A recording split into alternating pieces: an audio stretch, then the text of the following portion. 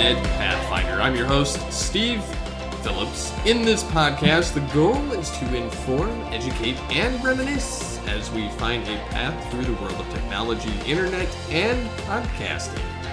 In this debut podcast, I'm hoping to receive feedback and thoughts as I fine-tune this experiment into the unknown.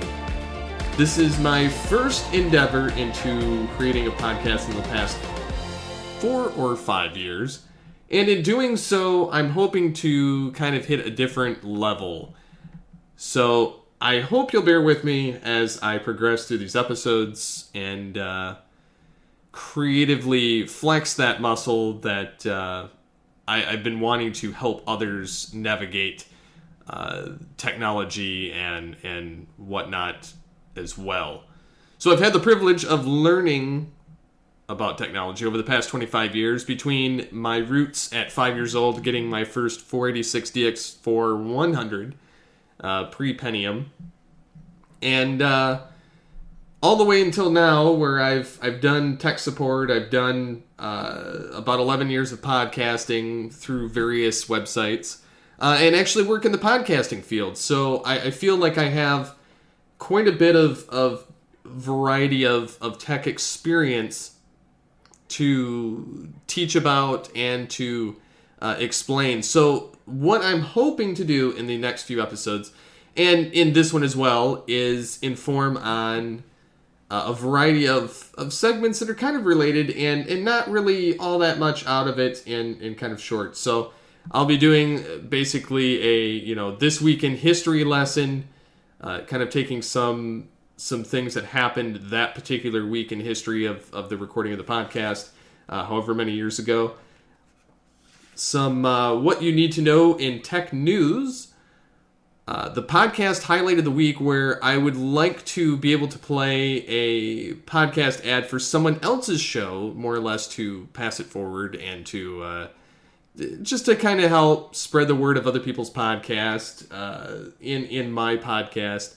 I've done some of the podcast ads before with other podcasts on my network. And so I kind of want to do that because I'm in this 28-day challenge, podcast movement challenge for the month of February. And there's a lot of talented people in here. There's a lot of awesome podcasts that I'm looking forward to checking out. Just as soon as everybody gets launched and I get this thing a little bit fine-tuned. So I'm definitely hoping on doing that. Plus, I'm hoping to talk about kids and technology, because I have, since the launch of my podcast network, had to experience how to raise little ones on technology and what I don't want to raise them on compared to what I was raised on. What I kind of see going wrong with modern society with technology and media. So it's kind of a little bit of everything. I may not talk about all these things in every episode, but again, that's kind of the premise of what I'm hoping to do here. So if you'd like to interact with the show, there's multiple ways of doing so. I have registered internetpathfinder.com, which at the moment links to the Facebook page for the podcast. I do plan to add this as a sub-podcast on my Altered Geek website and Geekcast Radio Network. It will also be featured on Google Play, iTunes, Stitcher, and more as the weeks go on. So you can also find it on Twitter at InterPathfinder, and myself on there as well at SCP21. I will not repeat that consistently every episode, so don't worry about that. So without further ado, I'm going to jump into the tech history lesson here. And like I said here, I'm hoping to inform with just some kind of interesting tech things that have come over the past few decades anyway. So in February of 2008, the war over the high-definition successor to the DVD ends when the supporters of the HD DVD format discontinue it, and the Sony-backed Blu-ray format garnered the support of many players in the industry. So that would be the demise of HD DVD. Also, the same day in history, which is February 19th, of 1987, the beginning of Apple.com was created. That's right, the internet domain Apple.com was started.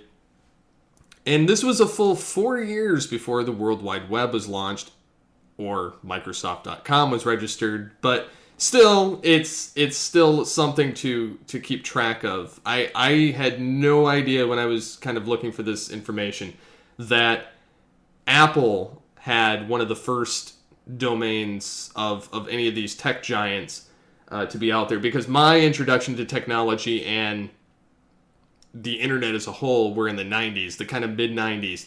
So I really wasn't aware of a lot of it until I went to college to discover that, the internet was formed basically in the 60s with the ARPANET. And my introduction as a child to the internet, or preteen or whatever, was around 96, where I had dial-up, and it was the 28K modem. It was insanely slow by today's standards when you have things that go anywhere from 100 megabit per second to 2 gigabyte per second downloads if you've got something like Google or a specific Comcast plan.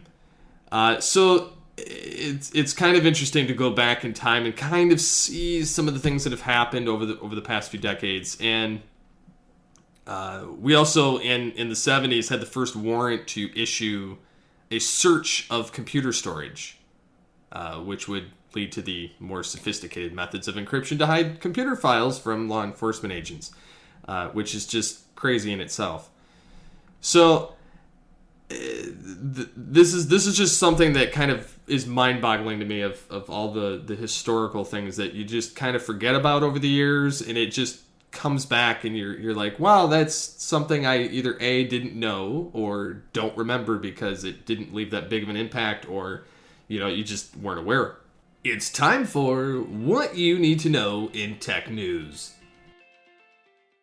Are you tired of those annoying pop-up ads online? Well, they may be coming to an end, because Google has begun to block those intrusive ads by default in its Chrome browser. So the tech giant has finally made it something that will be a default ad blocker in Chrome, aimed at stopping adverts and pop-ups which make the user experience slower. So flashing animated banner ads, auto-playing video advertisements with sound that are to be targeted, while Google will contact websites that breach the advertising guidelines and ultimately block their advertising. If they fail to make changes after 30 days, they are looking for a coalition of better ads. So it's basically, the members of that will include major advertising places like Unilever, Google, Facebook, major news publishers such as News Corp, which was kind of all suggested last year, but Google has now moved to implement its ad blocking technology. So this is kind of good for those that are sick of all that stuff kind of playing in the background or sneaking up on them while they're trying to actually read an article. I myself have multiple ad blockers installed on my browser, one of which is the disable HTML5 autoplay, which stops all video and players from playing by default. I can toggle it on by website. I have AdGuard ad blocker, and I also have the AdBlock Plus, because I just don't want the ads, and I find them very intrusive. It's not like it's just a 1 or 2 ads. No, it's the videos that play that slow things down. It's the Flash player. It's all of that kind of stuff. So I'm definitely behind what Google's initiative is here to have their own ad blocker that, no, it won't be a blanket advertising stopper for a lot of ads, but it will stop a lot of the third-party ad material, as it were. So that's very good news that the intrusive ads will be blocked. The autoplay advertisements and the advertisements with screen blockage, and the ability to allow ads to pop up or to toggle them off. I am definitely behind this. I'm not a fan of all the ads just jumping all over my face. That's one of the biggest turnoffs to a website to me. If I have a ton of ads in the articles, or if I have a ton of ads that are just vying for my attention instead of letting me go for what I read, I'm going there to read or to watch. I will instantly click off of the website. I will find an alternative by Googling or using Bing and moving on. I do not subscribe to that. So that's to me something that's long overdue. Another interesting thing that kind of popped up over the past week was a federal judge ruled that embedded tweets can represent copyright infringement, which I found to be a little bit interesting because a lot of news resources and a lot of websites actually use these embedded tweets on articles to kind of quote verbatim what's going on and what's being said on Twitter. So apparently a New York federal judge decided that significant implications for how copyright laws are enforced. It was in a case where Justin Goldman, accused of publications including Breitbart, Time, Yahoo, etc., had posted a photo to Snapchat, apparently. And it went viral, and other users subsequently uploaded it to Twitter. So, according to like the Hollywood Reporter and things like that, the photo in question was a picture of Tom Brady, which it has to do with like football. I'm not a follower of that, but the fact of the matter is that this was a possible liability for copyright infringement, determined by whether an image is hosted on the publisher's server or the publisher just embedded or linked to an image that's hosted elsewhere. Now, the ruling doesn't mean that the publishers have lost the suit. It just simply rejects their motion for summary judgment.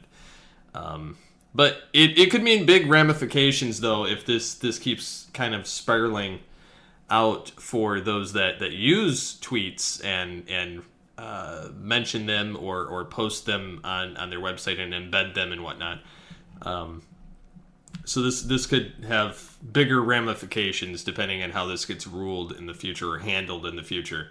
Another thing that I found kind of interesting is that Best Buy is going to be pulling CDs from its stores.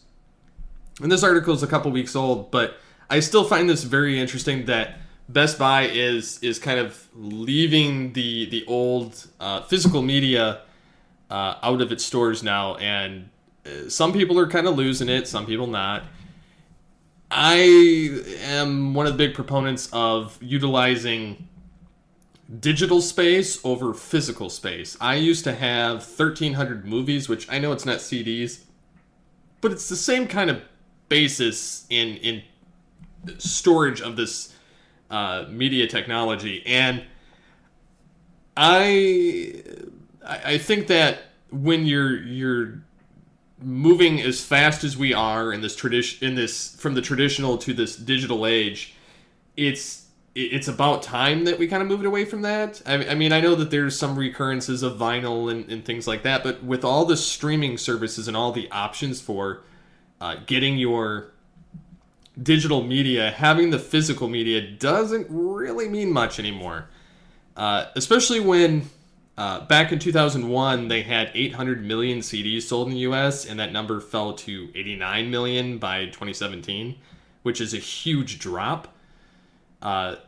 Which really isn't a surprise when you have places like Apple Music, Spotify, Pandora, just Amazon Music, things like that have their own services to either buy or stream the music. I mean, there's more streaming services popping up all the time. It just makes sense that it would slow down.